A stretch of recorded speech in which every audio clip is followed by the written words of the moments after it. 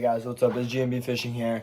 Today's video I want to do a little instructional video, kind of show you guys different ways I like to rig my bait, different knots I like to tie, and the different techniques I use for the most success.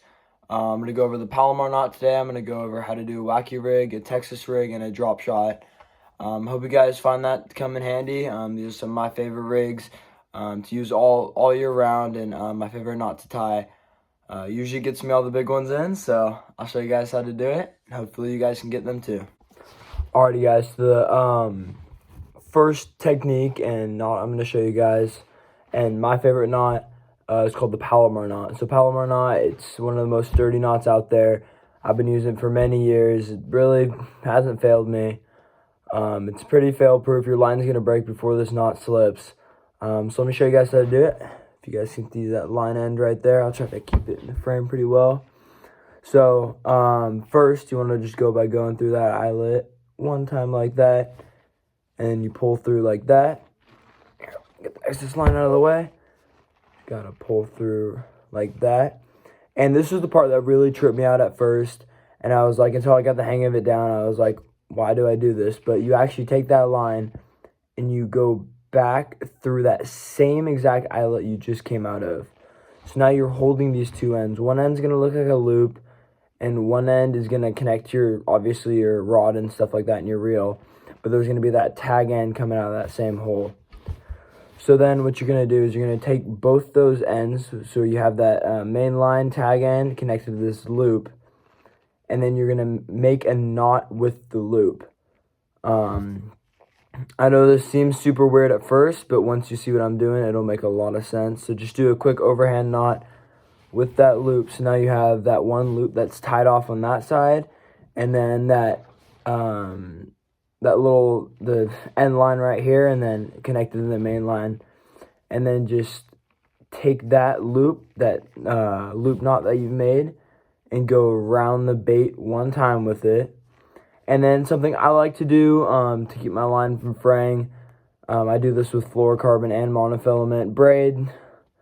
I'll let it kind of just slip, but I'll kind of wet the knot a little bit just so it slides real good.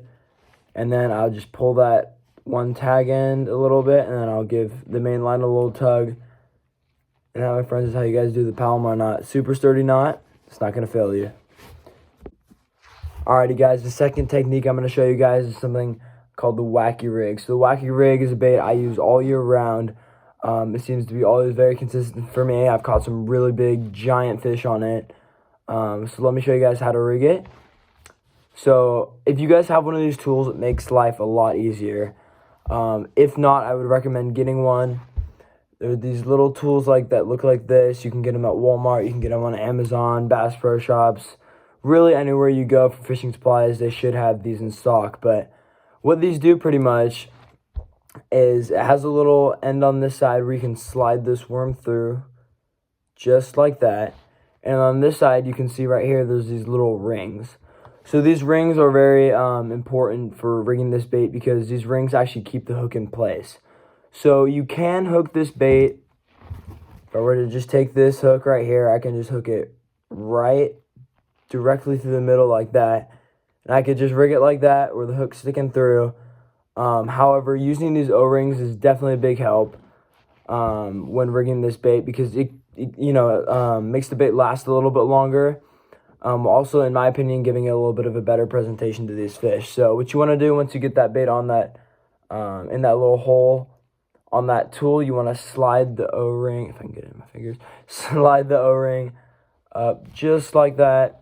Sometimes you got to really get it over that first lip, but just slide the O-ring just like that, right onto the bait, center in the middle of the bait, and there's these lines on the bait, if you can see like that, and then there's usually one area that you have that is a little bit, smoother. Just on the right side of that smooth area is where you want to put that O-ring, so it's centered on the bait. This is very crucial to make the bait fall correctly, and definitely helps you get a lot more strikes. And then just take that hook it through a slight bit of the bait, but go under the O-ring just like that. This is a technique, like I said, that works for me all year round, and it's caught me some really big fish. Alrighty guys, the third technique I'm going to be showing you guys is something called the Texas rig. Texas rig, you can rig this bait multiple different ways. You can rig it weightless or with a weight. And also you can put many different presentations on the back of this hook. You can put Senkos on it. You can put other soft plastics like a craw imitation. This hook is definitely a little bit bigger than the Wacky Rig hook, but it sure gets the job done. So let me show you guys how to rig this one. Another bait that works pretty much all year round. And the significance of doing it weightless sometimes is if you're in a shallower area where you really don't need it to fall that fast, you can just let it sit in that fish's face for a little bit longer. I suggest using weightless.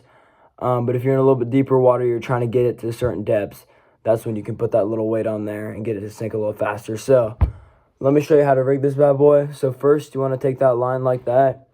And if you are doing it weighted, throw this weight like that. It's a little bullet weight. Just slide it right through that line like so. You can kind of let that sit there on the ground. And then take the hook. And then, like I said, just do that Palomar knot. Alrighty, guys, once you guys get that knot on there, super strong knot, I'm going to show you guys how to put the either craw or worm. You rig them both the same. Show you guys how to put one of these on there. So I'll do a craw for this one because I used the worm for the Wacky Rig demonstration, but let me show you guys how to put this craw on there. So first you want to take that hook, end of the hook, just put it right through the nose of that bait, just like that. And then go just a couple centimeters into it, and then puncture the bait just like that.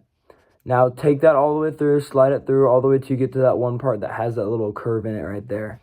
Once you get to the part with the curve, I like to flip the hook like that, and it sticks right in there like that, so it just doesn't really slide back up. And then you take that, and what I like to do is I kind of like to measure it back, and wherever that hook ends back there is where you want to bend your bait and hook it into it. So do that so you guys can see that. So you see how it meets right there, so I like to bend it back, peg it right where that bend was, and there we go. See, so there's no room for the bait to fold. It sits perfectly like that. That's you guys rig the Texas rig. Super effective bait. Once again, all year round technique. And you can either use it weighted like this, or you could take that weight off and throw a weightless. You guys will for sure get them on this one. Alrighty, guys, last and final technique I'm going to show you guys for today is a rig called the drop shot. So the drop shot is, okay, one of my all-time favorites. The last one I show you, I love the rigging techniques on those two, but this one just really gets it done for me. So let me show you guys how to do this one. So first, take that little hook. Now, this is the smallest hook I've shown you guys today. You can find them online, drop shot hook. This will come up right here. For all these hooks, there's always different sizes for them. Whatever fits your fishing style is kind of what you want to get.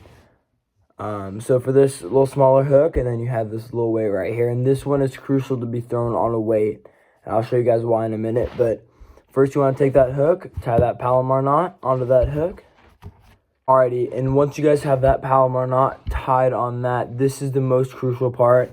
Or not most crucial, but one of the most crucial parts when you are rigging this bait is you actually want to take that line, and even though there's the knot there and it's, you know, all sturdy and tight, you want to actually take this and put it back through that eyelet on the top. And what this does right here is once you attach that weight to this bottom leader part, it actually keeps the bait sitting upright like this and not shanked off to the side. So because of that, this bait will sit in the water column like this and fall a lot better than if you were to have that, if you were not to put that knot back through there. So let me put this weight on for you guys, and I'll get that worm on and kind of show you how that exactly works. But for this weight, looks like this. This is a 3/16 weight, one of my favorite sizes to use. And then another thing with the leader is you can kind of adjust how long you want it. So this one's less than a foot, probably a little over half a foot long. And for this one, if you're fishing somewhere weeded, you obviously want to have a little bit of a longer leader. If you're fishing rock, too, a little bit of a longer leader if you're trying to get it over those little rocks. But you can always adjust your leader to what you want and what pond or lake you are fishing. So let's take that weight, put it through, tighten it on there. And then what I like to do too, just for a little bit extra security, is you just want to do one overhand knot. And you only want to do one overhand knot, because if you do get snagged, instead of losing your whole rig, sometimes the weight will just come off.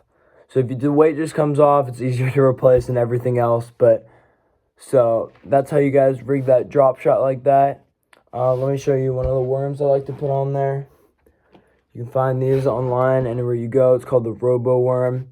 The Robo Worm, you take just the nose of that bait right there. This is the end of the bait. This is the top of the bait. You take the nose of the bait and you just hook it right through the top like that. Just right through the top. So when it's in that water column, all it's doing is it's twitching like that and moving along. It looks just like a bait fish, and it gets absolutely crushed. Like I said, guys, one of my favorite techniques, and I know it'll get it for you guys. Definitely get it done. I've caught some really good fish on this too. So those are some of those techniques I really like to throw. One of my favorite knots out there. Definitely, like I said, I don't lose a lot of fish on that knot. I break off more times than that knot slips. But there's just a couple techniques I love to throw. Hope you guys can use these techniques to your advantage. You guys can get on them. Make sure to like and subscribe. And good luck out there, guys.